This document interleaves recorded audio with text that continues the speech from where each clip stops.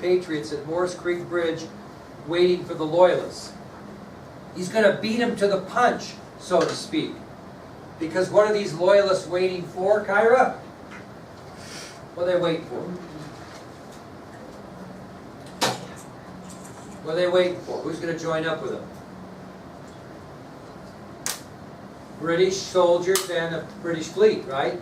So if you're James Moore, what might be your plan? Why would you be meeting at Moores Creek Bridge? Because you want to do what? Well, you do, but you want to get these Loyalists taken care of before what happens? The British get there in the fleet. So he's doing a little preventative strategy here. So Moore's men go to the bridge, and they actually rip up the planking from the bridge, which will make it more difficult to cross, and then they grease the log supports that you would put those planks on with tallow and soap to make them very slick. So if you look at a bridge, in general, a bridge is going to be like this, right, across the stream, and it's got planks. Well, they're going to tear up these planks, and all you're going to have is the logs that the planks were attached to. And so they grease up those log supports with soap and tallow and wait.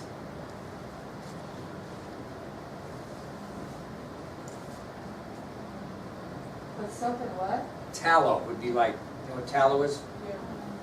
Fat. Oh, On February 27th of 1776, just as the sun was rising, these 2,000 Loyalists reach the bridge, and they are exhausted from marching all night. And they're waiting for them on the opposite bank are James Moore and his 1,100 Patriots.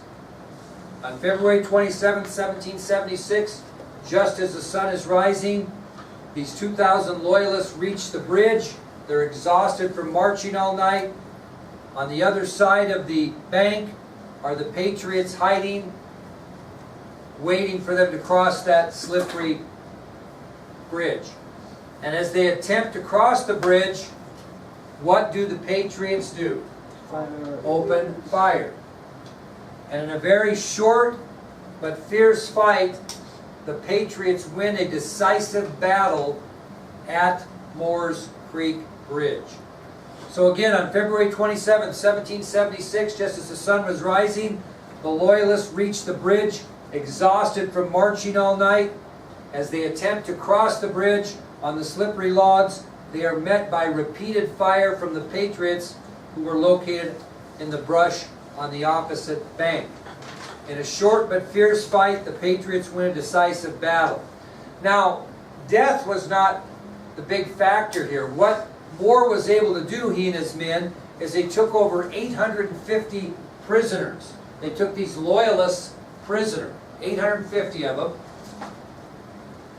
They also took what that the prisoners once had? Their weapons. Yeah, they gathered up their weapons. And for some reason, these guys were carrying gold, so they took a large supply of gold from these Loyalists also. So the benefits of victory were 850 prisoners, many, many weapons, and a large supply of gold. The Patriot losses in this battle, 1 killed, 1 wounded. That was it, because they certainly had the surprise attack. 1 man killed and 1 wounded on the Patriot side. So, in May, think about this, February, March, April, May. In May, who shows up? Oh, no, come on. Who shows up that was supposed to meet these Loyalists? British Navy and soldiers. British soldiers and the Navy. They show up in May. That gives you an idea how far in advance these Patriots decided to act, right? Because they were supposed to join up in May. They attacked them in February, so when these British soldiers and this powerful fleet arrived in May to join the Loyalists, what did they find? No one, right? So they departed, and the English fleet sailed away. So basically, the Battle of Moores Creek Bridge shattered the British plan to hold North Carolina loyal to England, is what it did. But it was the first battle in the South, known as the Lexington and Concord of the South. Now, that takes us to our next subtopic, which you knew was coming. The colonists decide to declare their independence. Yay! The colonists decide to declare their independence. Now, I really want you to think about this as you're writing that subtopic down.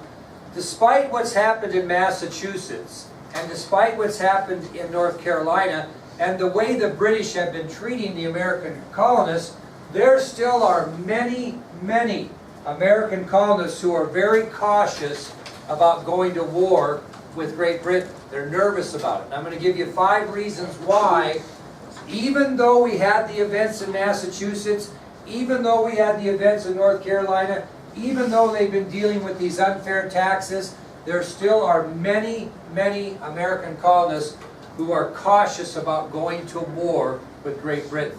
And I'm going to give you 5 reasons why. Okay? And I'm going to kind of compare it to today. So,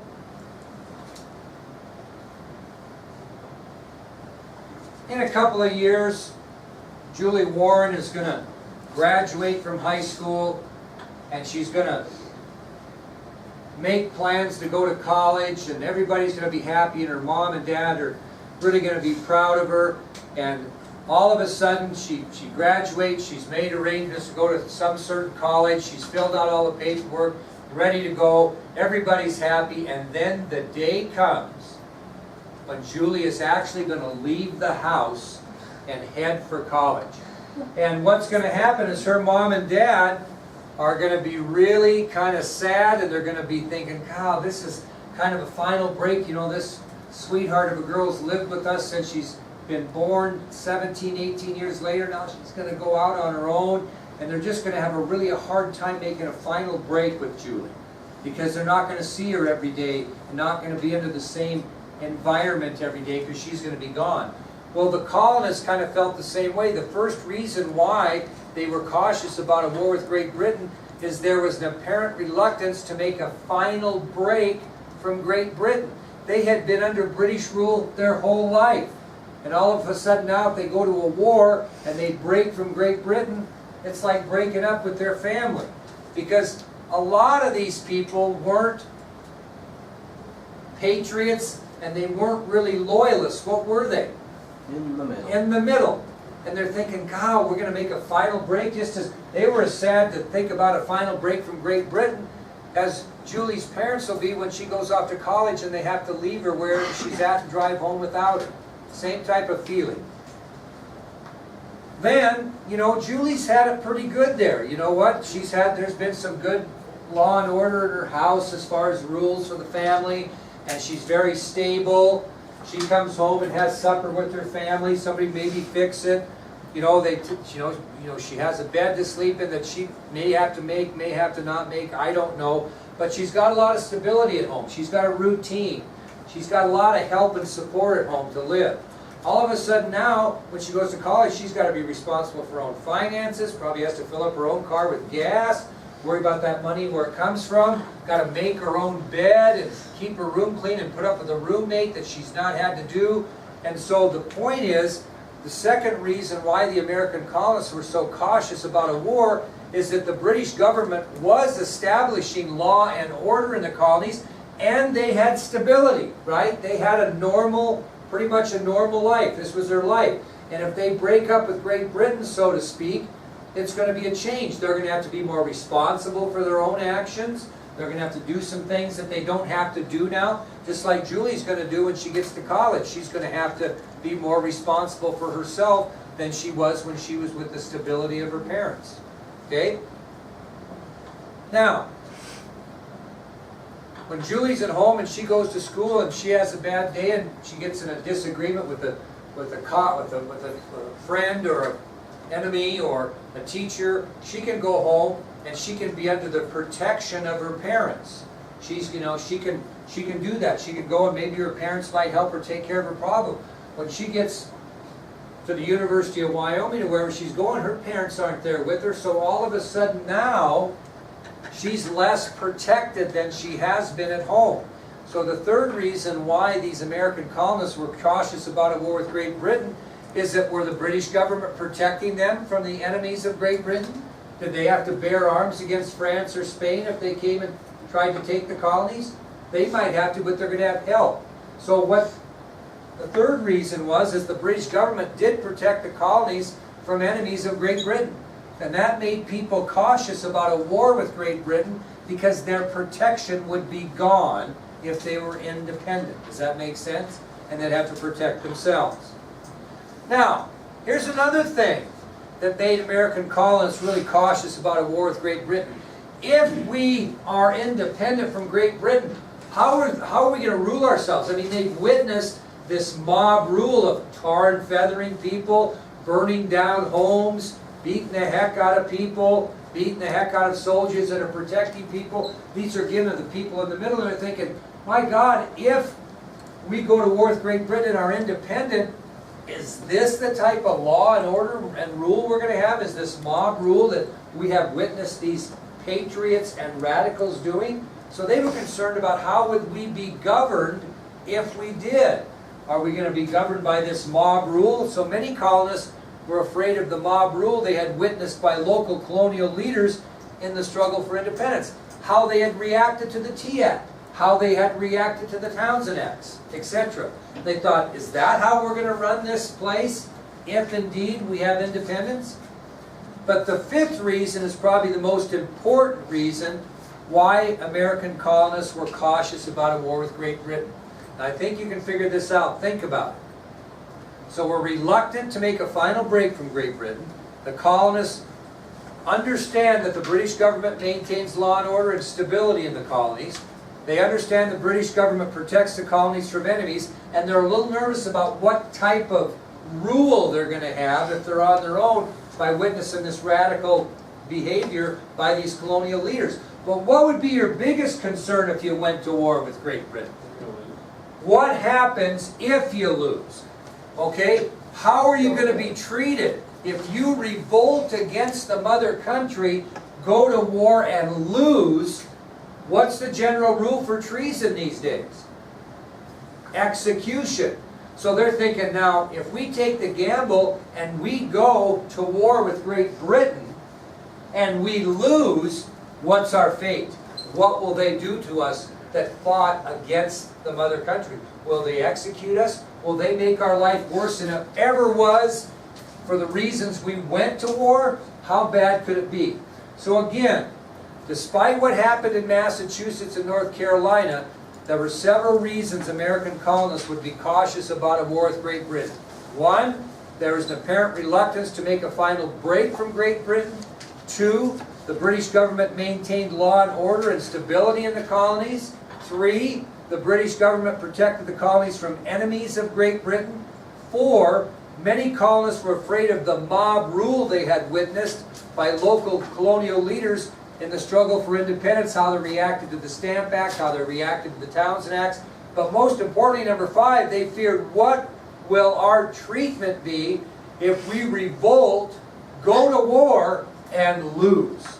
How will they treat us? Will they execute us?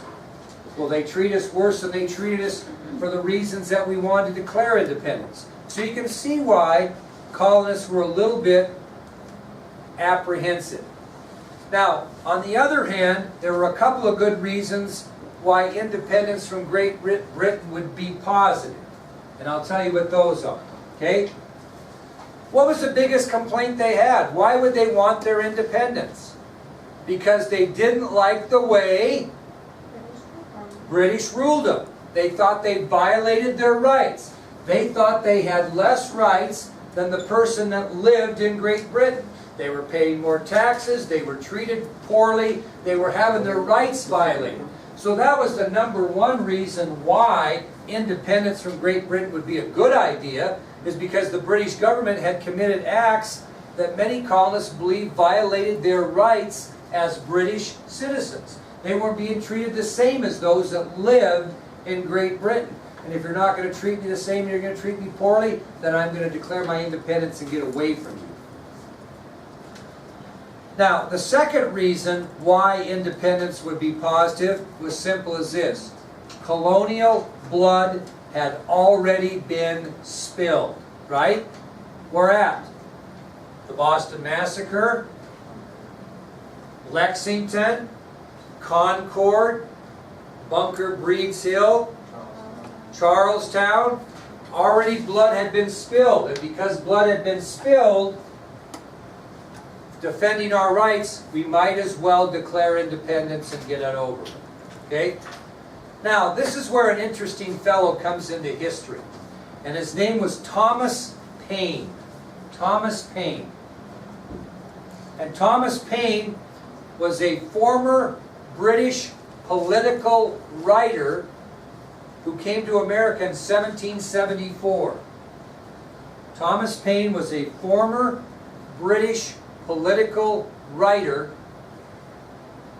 who came to America in 1774. Well, during all this controversy over whether we should be declaring independence or not, in January of 1776, Thomas Paine authors a pamphlet entitled Common Sense.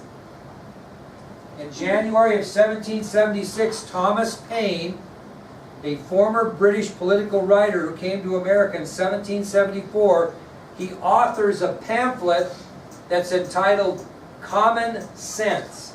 What's a pamphlet? Like, A short piece of writing. short piece of writing. It's like maybe 1 or 2, 3 pages long. It's not a book, but it's written by someone. Well, his pamphlet was called Common Sense. And I'm going to read some of the things he wrote in Common Sense. And when people read this, especially those on the Patriot side, it was kind of like the last spark that you would drop into the gunpowder cake.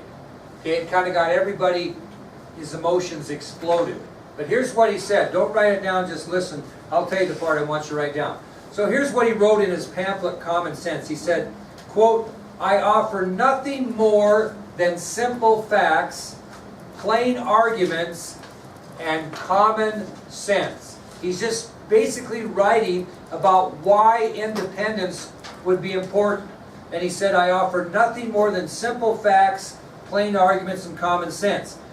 But where it got interesting is this quote, and I'm going to read it to you, and then I only want you to write down the last sentence of this quote, and we'll decipher it.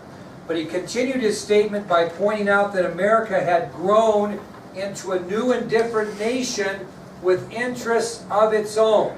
And this is the quote he said about that, but I want you to listen to that again. He continued his statement in his pamphlet by pointing out, hey, America has grown into a new and different nation. We have interests of our own now outside of Great Britain. Who predicted that 13 years prior? Count Verlaine said the same thing. He said the American colonies will soon figure out that they have a new and different nation with different interests outside of Great Britain.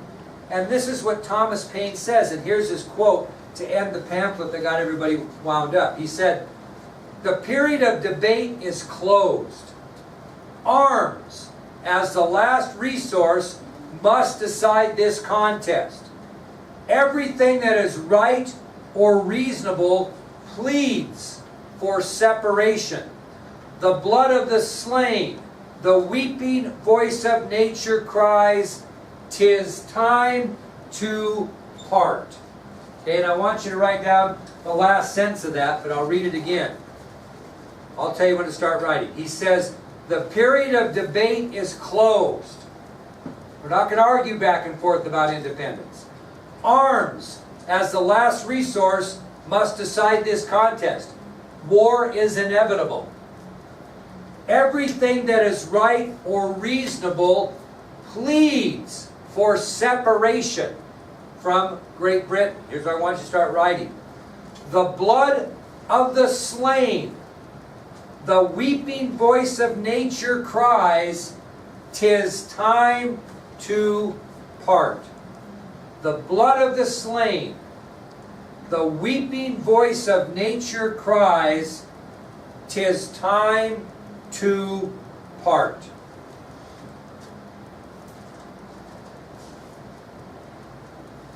So his final explosive quote, the period of debate is closed, Arms, as a last resource, must decide this contest. Everything that is right or reasonable pleads for separation. The blood of the slain, the weeping voice of nature cries, 'tis time to part. What's he saying? We're done. It's time to declare independence. Now, the last thing I want to point out today is he also pointed out in Common Sense 3 practical advantages that the colonists would have by declaring their independence. 3 practical advantages of what the colonists would gain by declaring their independence.